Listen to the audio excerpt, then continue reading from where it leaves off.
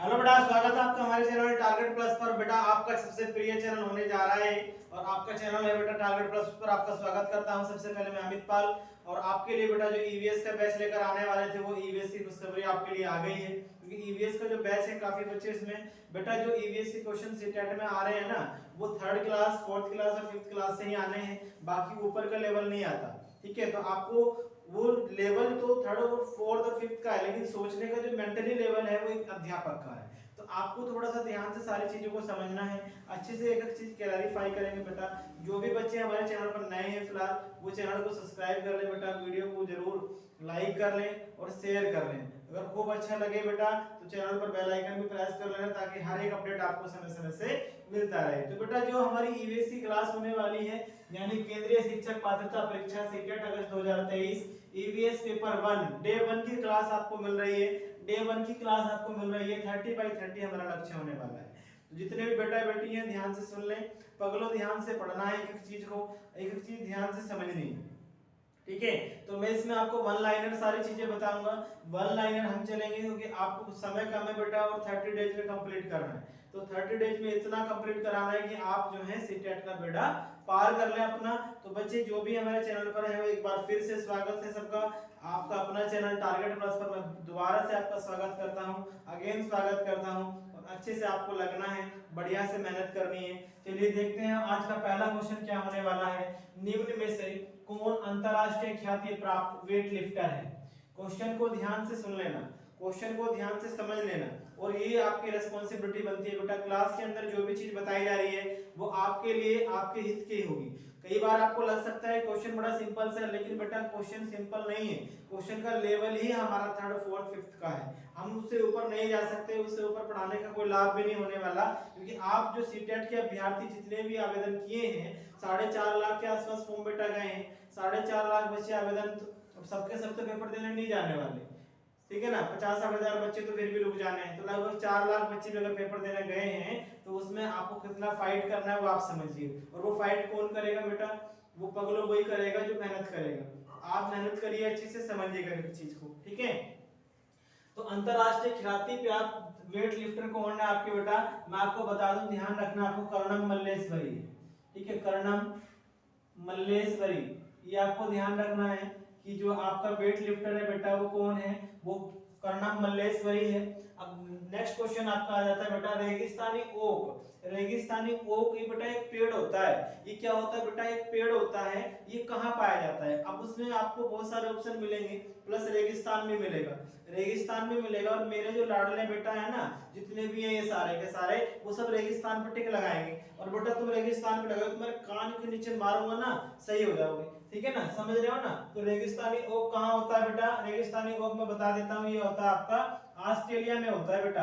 कहाँ होता है? ऑस्ट्रेलिया में होता है। आपकी सोच से भी परे, आपकी सोच से भी परे होता है। आप सोच भी नहीं सकते, सोचोगे भारत में ही होगा, भारत में ही होगा। रेगिस्तानी ओक है तो हमारे भारत में मिल जाएगा, रेगिस्तान में मिल जाएगा। तो ऐसा नहीं है पगलो, ध्यान से समझ लेना, ऑस्ट्रेलिया में पाया जाता है और ये एक पेड़ होता है। ठीक है, आपसे ये भी पूछ सकते हैं कि रेगिस्तानी ओक क्या है? एक पुष्प है, एक पेड़ है, ये कोई जानवर है? तो आपसे क्वेश्चन पूछा जा सकता है, तो ये मत समझ लेना कि हम कर क्या रहे हैं। ठीक है बेटा, तो क्वेश्चन को ध्यान से समझ लेना। रेगिस्तानी ओक कहाँ है? ऑस्ट्रेलिया में है। अब बात आती है कि हाथी को किसके लिए मारा जाता है? हाथी को किसके लिए मारा जाता है? क्या रीजन है कि हाथी को मार के क्या फायदा? भाई हाथी की स्किन काम कहाँ आएगी, हाथी के पैर कहाँ काम आएंगे? तो बेटा इसमें हाथी को जो मारा जाता है केवल और केवल उसके दांत के लिए मारा जाता है, क्योंकि उसके जो दांत होते हैं बेटा, आपने देखे होंगे, सबने सबने देखेंगे उसके दांत काफी अच्छे होते हैं। आपने देखे होंगे, काफी बेटा कीमती बहुत होते हैं, खूब कीमती होते हैं, उनका मार्केट प्राइस बहुत ज्यादा होता है और काफी यूजफुल भी है।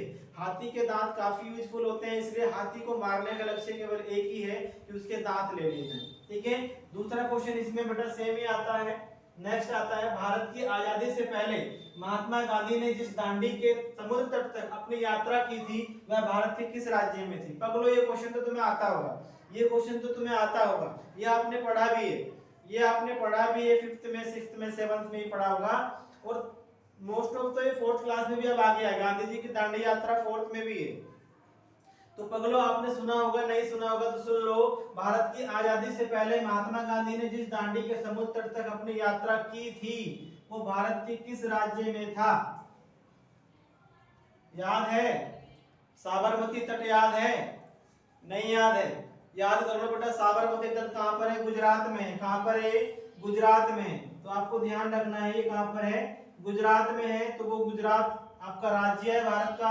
अरे पगलो, गुजरात की राजधानी बताना जरा, गुजरात की राजधानी बताना जरा, कमेंट करो एक बार, कमेंट करो गुजरात की राजधानी को। सोच रहे हैं क्या होगी? गुजरात की राजधानी होती है बेटा गांधीनगर। क्या होती है? गांधीनगर होती है। ठीक है, नेक्स्ट क्वेश्चन देख लेते हैं। तेज बुखार के साथ कपकपी कभी चढ़ी है रे किसी को? तेज बुखार के साथ कपकपी अगर चढ़ी हो तो बताओ।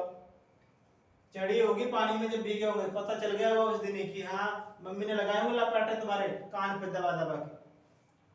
तो तेज बुखार के साथ कपकपी जिसका उपचार सिंकोना पेड़, बेटा सिंकोना पेड़ की छाल से, छाल क्या होता है बेटा? उसकी जो कवरिंग होती है उसको छुटा लेते हैं, तो सिंकोना पेड़ की छाल से किया जाता है। तो बेटा एक ही बुखार है जिसका नाम है मलेरिया। क्या नाम है उसका? मलेरिया नाम है। मलेरिया नाम का जो बुखार होता है उसकी हम सिंकोना पेड़ की छाल से उसका उपचार कर लेते हैं। ठीक है, तो सिंकोना नाम का जो पेड़ है, अगर तेज बुखार चढ़ा है कपकपी वाला, तो मलेरिया में आपकी ये सारी चीजें दिखाई जाती हैं। उसके बाद नेक्स्ट क्वेश्चन आता है बेटा, नेक्स्ट क्वेश्चन 6 आता है आपका।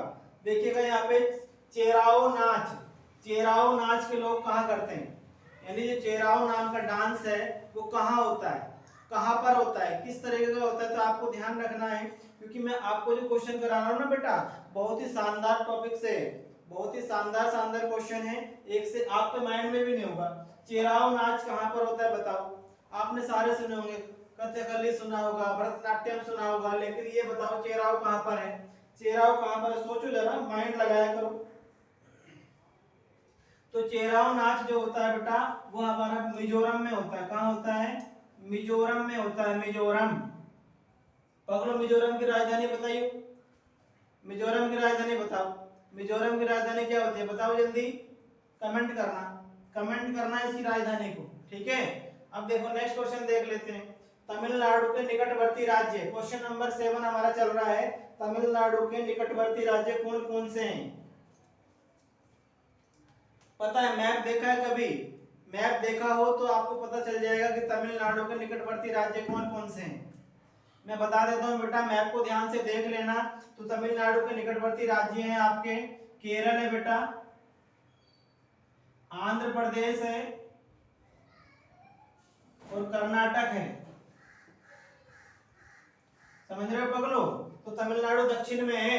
तमिलनाडु कहां पर है? दक्षिण में, भारत के दक्षिण में है तमिलनाडु।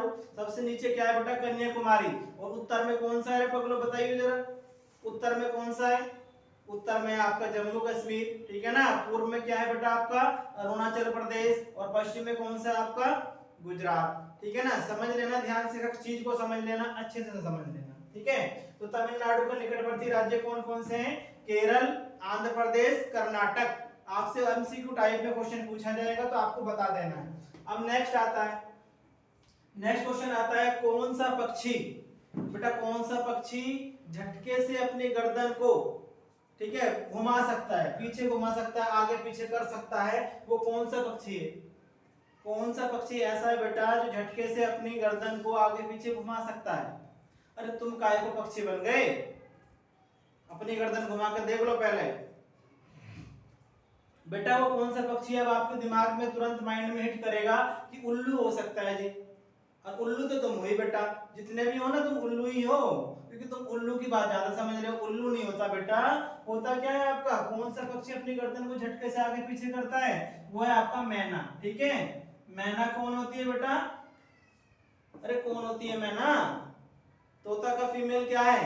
मैना होता है। ठीक है, ये मेल जो होता है आपका तोता यानी पैरट, और ये मैन होता है। ठीक है, मैना जो होती है आपकी, ये आपका फीमेल है। कौन सा पक्षी है जो गर्दन को झटके से आगे पीछे करेगा? वो मैना है। ठीक है, तो ध्यान से आपको समझना है एक एक चीज को, अच्छे से हम करते चल रहे हैं क्वेश्चंस को। तो नेक्स्ट क्वेश्चन आता है आपका 9 क्वेश्चन में आपका आता है कि भारत में थार जनजाति कहाँ निवास करती है? भारत में थार जनजाति कहाँ निवास करती है बेटा? तो आपको ऑप्शन वहां पर मिलेंगे, आपको कंफ्यूज करने के लिए थार मरुस्थल का भी नाम आएगा और आप उसको देखते ही टिक लगा दोगे थार मरुस्थल। लेकिन ऐसे मूर्खताई मत कर लेना बेटा। जो आपकी ये थार जनजाति है ये उत्तर प्रदेश के तराई क्षेत्र में मिलता है बेटा। उत्तर प्रदेश की जो तराई क्षेत्र है वहां पर ही आपको देखने के लिए मिलेगा, ठीक है, थार जनजाति। उसके बाद नेक्स्ट क्वेश्चन आता है कि भिलाई इस्पात संयंत्र कहाँ है? भिलाई इस्पात संयंत्र कहाँ है? सबको पता होगा, ये सबको पता होगा, लेकिन नहीं पता तो बेटा पता कर लेना। वो छत्तीसगढ़ में, कहाँ पर है? छत्तीसगढ़ में। ये आपको ध्यान कर लेना है, वो कहाँ पर है? छत्तीसगढ़ में। तो लास्ट में यही अपील करूंगा बेटा आप सबसे कि जो भी बच्चे हमारे चैनल पर बेटा नए हैं, जितने भी बेटा बेटी नए जुड़ रहे हैं, चैनल को सब्सक्राइब कर लें बेटा, वीडियो को लाइक कर लें, कमेंट्स कर लें, ठीक है, और खूब दबा के शेयर करो ताकि सबका भला हो सके, सबका सिर पार हो सके। और जो क्वेश्चन करा रहा हूँ बेटा ऐसे क्वेश्चन करा रहा हूँ जो प्रीवियस ईयर आ चुके हैं, ऐसे क्वेश्चन का संयोजन लेकर आया हूँ आपके लिए, तो कि काफी हेल्पफुल होने वाली है वीडियो बेटा। तो हमारे चैनल पर लगे रहिएगा और खुश रहिए, मुस्कुराते रहिए, खूब अच्छे से पढ़िए बेटा। Take care.